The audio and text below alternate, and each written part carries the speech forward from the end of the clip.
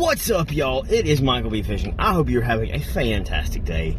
I am here in Long Beach, and I'm headed towards Pass Christian. I've been here since about 2 hours-ish, and I caught one keeper sheepshead. So, I kept it. Anyway, I am excited because I'm getting a GoPro on Monday, and it's going to be good. I wish I had the GoPro now, but since I don't, one more phone video, I guess. But yeah, I caught one sheepshead, so look forward to seeing me cook that thing. It's gonna be fun. And I've got feather crabs, I've got shrimp, live shrimp, and artificial. So we're set on bait. Once I get to the pier, it's gonna be fun. And I think I'm gonna go to Pass Pier. I ain't been there in a hot minute. So, and if I don't catch anything, then I'll go to the bay. With that being said, let's get in that video. So real quick, a shout out to Willie's Bait and Tackle in Long Beach. They are where I buy my stuff at when I'm down here in Long Beach going towards the pass. They're awesome people, and if you're ever in the area, want to get your shrimp, your live shrimp, your mullet, your croaker, your just general bait, they always have dead shrimp on hand, and it's relatively inexpensive. And they're awesome people, and please look them up and head to them. Thanks. I am at my, man, this glare is crazy. I'm at my spot now, and in the past, I haven't been on this pier in a hot minute. I love this pier. I caught my biggest fish from land ever on this pier, and it's a great pier. But ain't been here in a while. The Hurricane Zeta tore up real bad, and in 2020, and it recently got rebuilt. Maybe getting a bite, I don't know. But I have that pole over here, right there, has cut bait, and then this one does as well. There's a little piece of cut bait. This green pole has a jig with half a live shrimp on there, and that pole right there has a feather crab. So I've got two going for sheepshead specifically, and I have two just kind of there. Anyway, that being said, I'll let you know, get something. So I told you I'd tell you whenever I caught a fish, but unfortunately the sheepshead is too small to keep. Legal size is 14 inches, and he is nowhere near 14. So, well, here you go. There's one. We got a fish on, y'all. Oh, yeah. This fish ain't nothing but a wee little croaker, but it was a fish nonetheless. Caught this guy on a live shrimp. Yeehaw. Hey y'all, it is Michael B. Fishing again, and I just caught a good trout. I think, oh yeah, I'm pretty sure this is a keeper, but I need a measuring stick.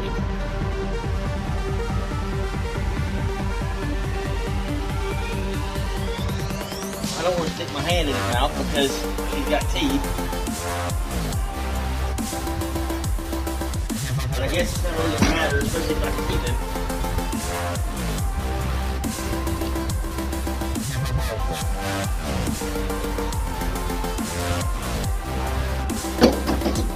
A fantastic speckled trout. Woo. Let's see if he's legal size. I don't know where thing is. Over there, to the right, to the right.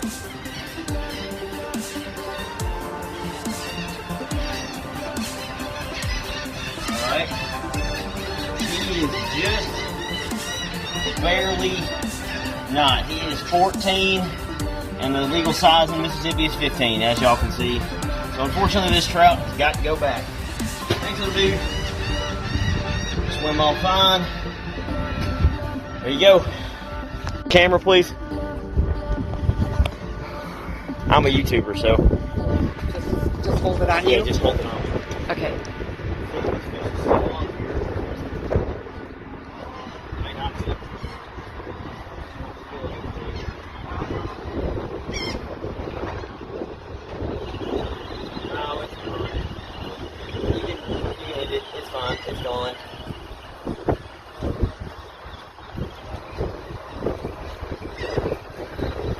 it is Michael B. fishing again, and I haven't caught anything since I lost that speck.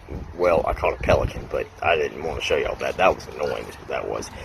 But I'm gonna end it here with this gorgeous sunset behind me, and I'm gonna head back to Laurel. Well, I hope that you remember that Jesus loves you. I hope you have enjoyed this video. I'm gonna do a separate take two. That was the camera thing. Anyway, as I was saying, my phone died, but I'm headed home now, and I'm gonna stop and get a little bit of food, probably. And yeah, I hope you have enjoyed this video. Remember, Jesus love you. Please hit the like and the subscribe button if you have not done so. And if you ever wonder what Michael's doing, Michael be fishing. Hey y'all. So here I am. Got my glove on, my fish glove, that if I cut, it's gonna catch the knife. So little fish glove. But yes, here is the sheepshead right here. So we're going to, I'm going to try and clean this thing.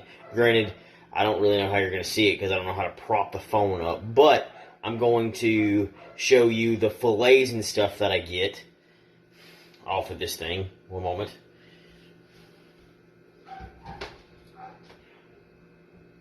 I need a bowl. That's too small.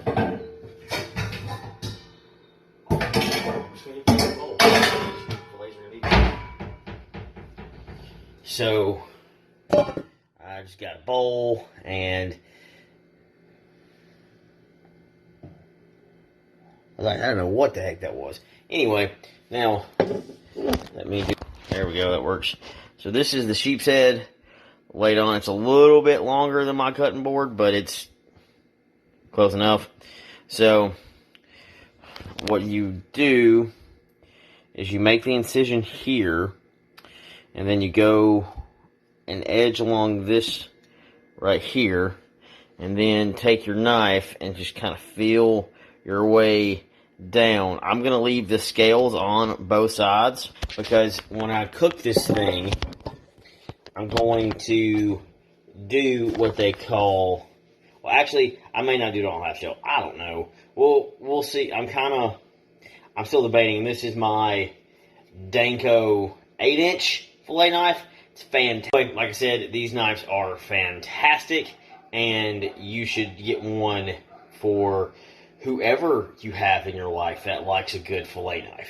So I also have a 7-inch Guggen Squad fillet knife. It's pretty good, but it does not compare to the Danko, as you can see. Like I said, non-sponsored, but great knife.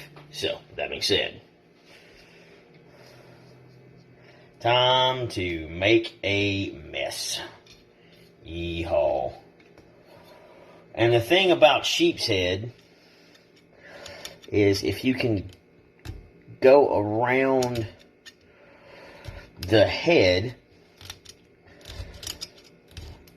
they have some head meat. It makes the fillet a tad bit longer. And it's always good to do this with as sharp of a knife as you can get, because they have a ton of scales, and they're not like little scales either. They're kind of large.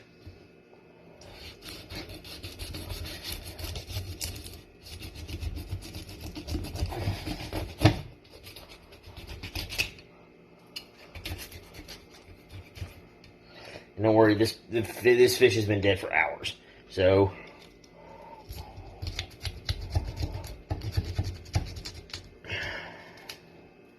and now once you get the main, I'm going to show you what I'm doing here in a second.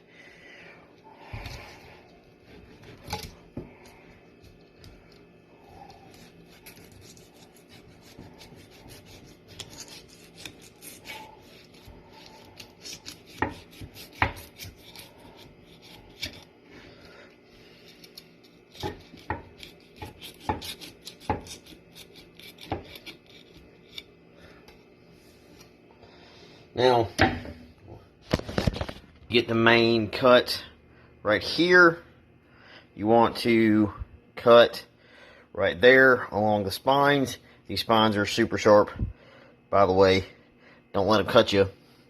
And then once you cut down this way, I'll show you what I'm talking about with that in just a second. So, as you can see, where the cut I have made, I did my best to follow on the vertebrae. As you can see, the backbone in there.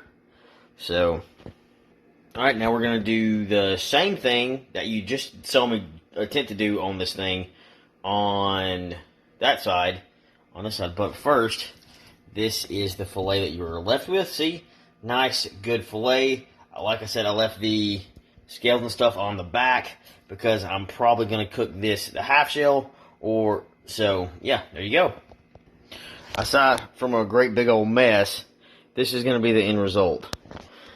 I decided to go ahead and cut the scales off, and so it will be okay.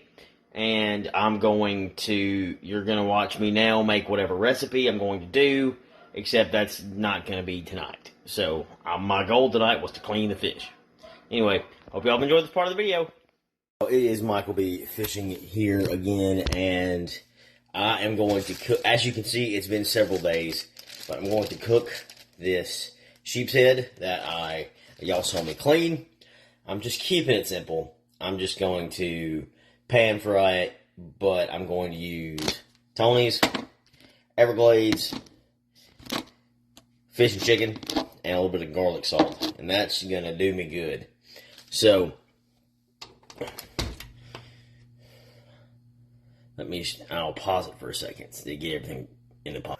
So, when I'm using these things, I'm gonna start with the garlic salt first as I drop it. I don't really have a quote-unquote measuring tape to do this. I just eyeball it. And I'm someone who likes a fair amount of seasoning. Well, you're ruining the taste of the fish. I hear you, but I like what I like. So, yeah. And to add a little extra zing, a little bit of extra zest to this, I'm going to put a little bit of this pineapple mango juice in it. So, something similar to what I did with, I'm not going to put a ton, but something similar to what I did with the flounder a while back from like 2 years, 3 years ago, however many years ago that was. And now, just going to this cook and let this reduce, and then I will show you all the finished product, which is right. Okay, so what I decided to do was kind of chop up the fish a little bit, and I'm gonna make a sheepshead and corn bowl. It's a little recipe that I came up with, and I love it. A little bit of cheese, a lot of fish, a lot of corn. It's great for something simple, easy. Now I'm cooking the fish. I have it on 2, so I'm going low and slow with the fish because I want. Sorry, I'm just looking for something to put my. Hang on. I want the fish to go low. I want it to go slow. I don't want it to burn. So and I'm also giving time for the corn to cook because that fish gets done like that. So, the next time you see me, I'll have a finished product.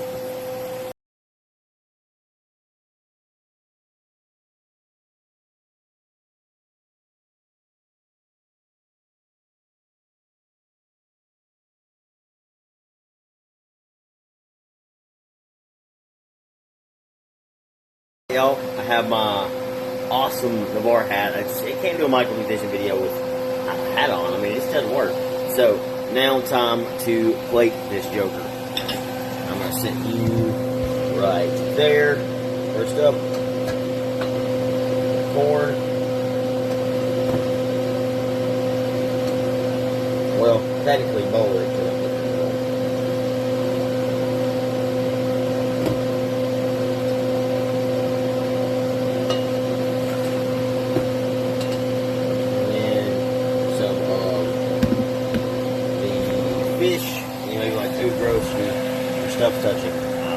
care. You can put your spin on this recipe, whatever you would like to do, that's fine. That's one thing I absolutely just adore about cooking, is you can take a recipe that you see someone do, and I'm the only one going to be eating this. My wife is not going to come anywhere near this. She doesn't really like fish that much. I love it. So, now for make sure the oven's off, and that knocks the fan off. Now for the finishing touch.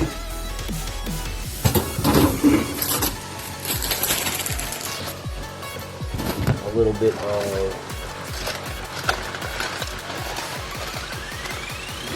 cheese, and then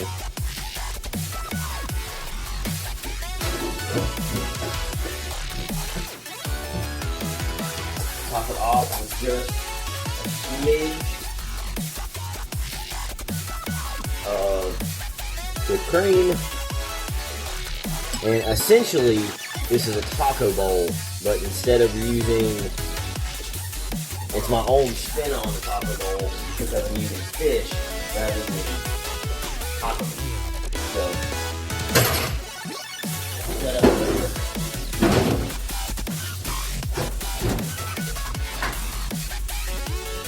And now, let's eat this. Get a bite. So that way, get a little bit of everything in there. As you can see, you got corn, fish, cheese. Fantastic. It's light. It's refreshing. I taste all the flavors.